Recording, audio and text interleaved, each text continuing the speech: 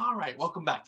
This is the fourth video in module 4, and in this one where we talk about really honing in on advanced permission management. We talked about how we can look at permissions and how we can change them, how we can go ahead and edit them, add them, subtract them, how to actually view them.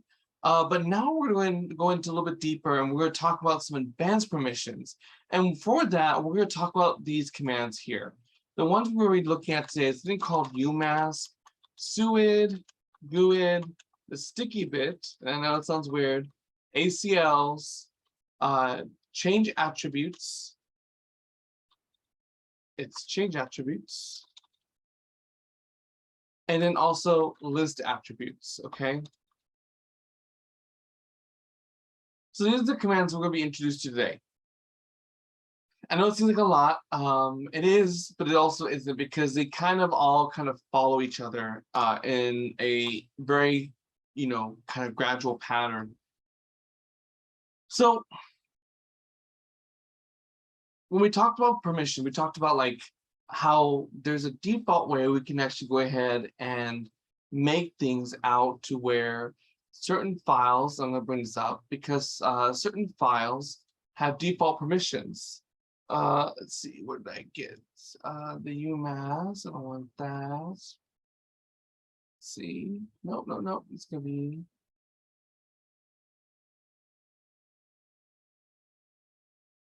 default perms. Okay, so the files maximum permissions, new files never have execute permissions by default. We talked about this. Files maximum permissions are always going to be read, write across for user, group, and everybody else. Directories have a maximum of read, write, execute all the way across. You can change this though with what's called the UMask, okay? And the way we talk about UMask is we can actually go ahead and apply it, and this actually makes the new file how it apply to new directories, okay? So if the maximum that they can have is read, write, if I apply the UMask at the writing on the group owner and the writing on the for everybody else, that's 0 to 7, right? All that's left, these cancel each other out. Basically, we're going to go ahead and actually write over it and say, you know what, they don't really need write permissions for the group, and they don't really need. So that means that anytime you change the UMask to that, it's going to go ahead, any file is going to have that read, write, read capabilities. The same concept works here for the idea of directories. We take the maximum, which is the read, write, execute, and this is how we end up. If we do the same thing 0 to 7, we get the same concept here, that basically it overwrites the write permissions over here on the group and the read, write permissions here.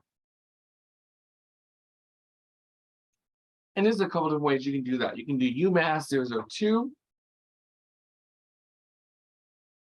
which means that it's going to go ahead and overwrite the write permissions for everybody else. Okay.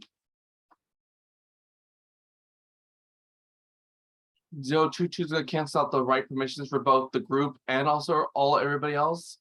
27 is going to rewrite and say, you know what, you don't need permissions at all for anybody else, and you're going to get read only for group. Excuse me. And then we have 077, which cancels out everything. So that's why you can actually go ahead and check that. So the UMask is actually how we can go ahead and I'm going to go ahead and justify it with this. So UMask, this actually is a command that allows us to alter default permissions, okay, for files and directories. I want to specify that, and directories, okay, so that's UMask right there. All right, so we're good there. So the next thing I'm going to talk about is something called the suid and guid, and that's actually exactly how you pronounce it, the SUID or the GUID. So the command that we're going to talk about is something called set UID. And what this does, this allows a program to run using the permissions of the owner of the executable. Okay, this is really important. So basically, even if I don't own the file, I can run it, and when I run it, it runs with that user. This can be a security issue because that means that you can actually go ahead and have files running as root, even though you're not the root user. So this is actually really important, and it's going to be very similar to how we talked about in the previous module, how we go ahead and add this. So we're going to do the chmod command like we did before. Okay, so with chmod, and in chmod, we're going to do what's called the user command gets the set. Okay, the set or the suid. Okay, or they also get it's either plus or minus. So we can do user plus or minus the suid. Okay, this is how we do it in symbolic form. I can change the same concept here, and I can do it in what they call, remember, octal. And this one, it's going to be, I'm going to put a 2, and then whatever my values are for the permissions, or I can remove it by doing a 0, and then whatever the values are for the permissions. Okay, so we can change it this way. We can turn it on and turn it off. Not bad. So we also have something, we have another one that's very similar to this. This is called the GUID. The GUID, and it's pronounced like that, the GUID. The group ID, okay? So this allows the program to run using permissions of the group of the executable. So you don't have to be the owner, you have to be the group owner of that. So you can actually run it as if it was the group owner, all right? And this has the same way. Instead of you, because this is groups now, instead of users, we're gonna change it to G. And it's just like that. And then the same thing here. Sorry, I really overshot this. I mean, this right here, it should not be 2. This should be 4. I missed that. This one, instead of 4, I want to go ahead and turn it on and make it to where it's active. I put a 2 in the front of the permissions. And this one, for set UID, you put a 4 in front for the permissions. Okay. So we have that. Now we have this idea of what's called a sticky bit. And you've heard of sticky keys because sometimes you've actually held down the shift key or the control key or hit it multiple times. You get a sticky key. Well, this is called a sticky bit. And what does that actually mean by sticky bit? Well, we're talking about sticky bits. What this means is that when you have a sticky bit, it can only delete items from directories if the file is owned by said owner, directory owner, or root. So unless you own the file, or you own the directory, or your root, when this is enabled, you cannot go ahead and do anything to that file. You can't delete it. And we turn this on by a couple different ways. So we are going to use chmod again. So we're chmod a file, and we're type in O. Okay. So O for O, and then we add the sticky, the T. This would be plus or minus T. And that's how we turn on the sticky bit. We turn it on with the plus and we turn it off with the minus. Now, if we started with 4 here and 2 here, if we think back to our permission, we had 0, 1, 2, and 4. 4 being read, 2 being write, 1 being execute, and 0 being nothing. Okay. So how will we turn on sticky bits during the octal mode? Well, it's actually very interesting because that same concept of 4210 follows this idea of the UID, GID, and then sticky bit. So we're going to go ahead and actually change mod, but instead of actually doing a 4 or a 2, we're going to actually present it with a 1. Makes sense. Everything adds up to 7. This also has to add up to 7, right? So now, what also we can do is we can do what's called a access control list, okay? This is going to be called ACLs. And this is actually referring to access control list. And it's exactly like it sounds. We do this in the Windows environment all the time with ACLs, okay? Access control list is basically, this is a listing of rules that determine whether or not so-and-so has access to this file. And you can set this as granular as possible. So the way we're going to do that is we're going to actually use a command called setFacle.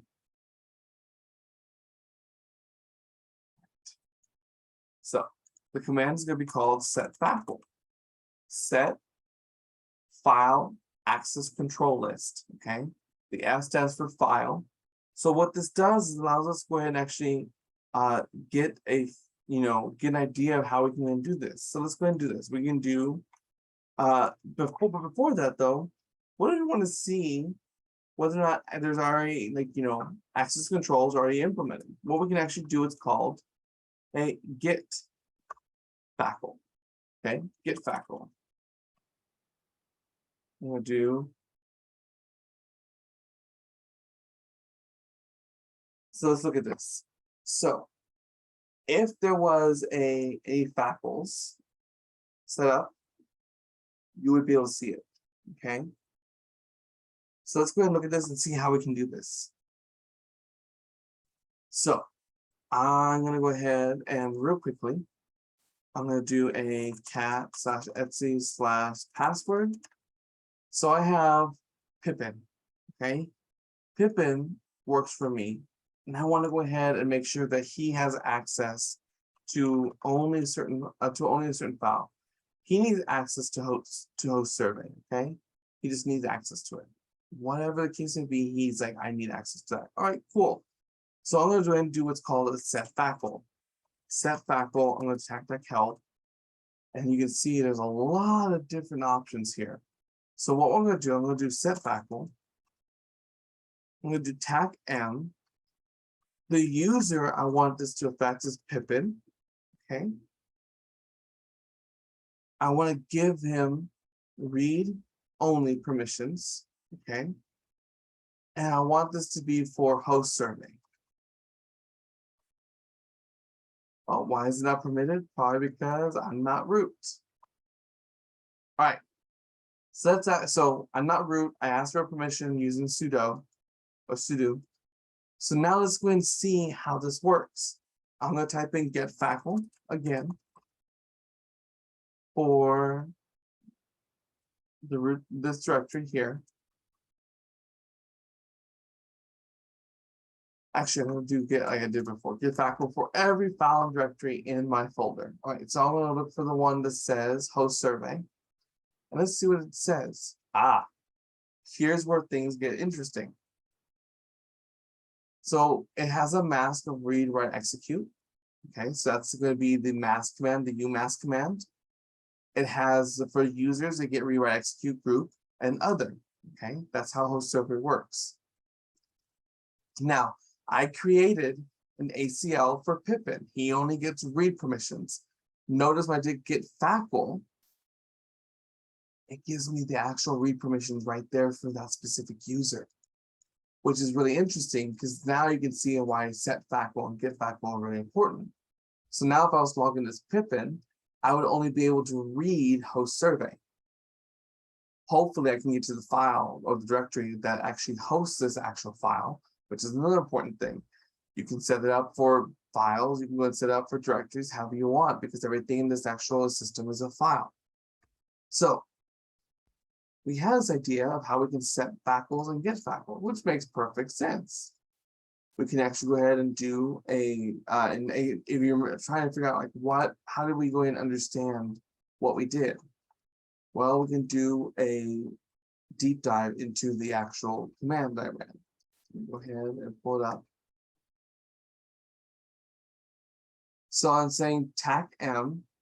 So make a ACL for the specific user Pippin and give him the actual permission to read.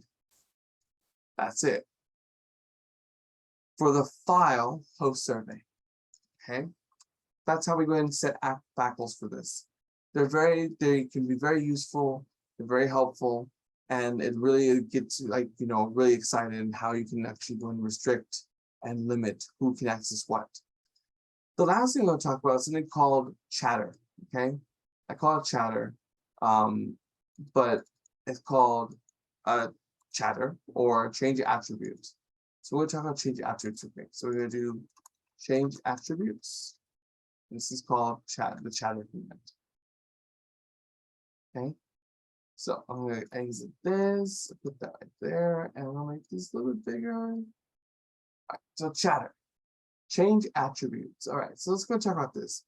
So attributes, what this does when you actually go ahead and change the attribute of a file, you make the file what's called immutable. Okay, and what does that actually mean? Immutable means what this does is that makes files immutable.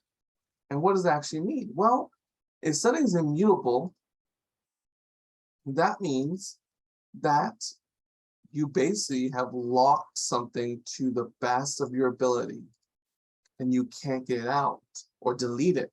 So how does this work? You can't delete by anybody, including root. So root has no authority here.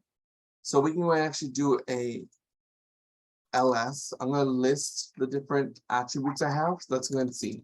So if I want to do this, we have ls TTR, which stands for list attributes. So we can do ls adder. And notice it doesn't give any attributes because there's nothing assigned to it. But I can actually go ahead and create attributes. I can go ahead and I can make it immutable. So how am I going to do that? I'm going to do, the idea is going to be chatter, tac, or I'm going to add I. What this I means, I'm going to make the file immutable. But which file do I want to make immutable? I'm going to make, you know what? I'm going to go ahead and make test1 immutable. Okay, test1. So let's go ahead and actually do that. We're going to do chatter plus I test1. Oh, I don't have permission. Why? Because I'm not sudo. All right. So now let's see how this works. We're going to do an ls attr again. So list attributes. So notice that it's got an I now. That means that actual file is immutable. So what does that mean again? What happens if I try to delete it? Let's go ahead and do a remove test. Test1. Operation not permitted. Cannot remove. Okay, so I own the file, but I can't delete it. What if I want to make myself root? Doesn't matter. Can't delete it. Because when you make things immutable, you can't get rid of them. Okay. I know it's a small little video, not a lot to meat to it, but however, these are very powerful commands and why I saved them separately from the previous lecture. And you can understand why this is very, very helpful in locking down systems. So with that being said, you've now watched all the videos you need for Module 4. Go ahead and work on the activities, work on any of the assignments you need to go ahead and get done for Module 4, or if you haven't finished Module 3, please make sure you get that done and let me know that you're running late. Other than that, once you're done with everything, you can move on to Module 5. Thank you very much. I'll see you in the next video.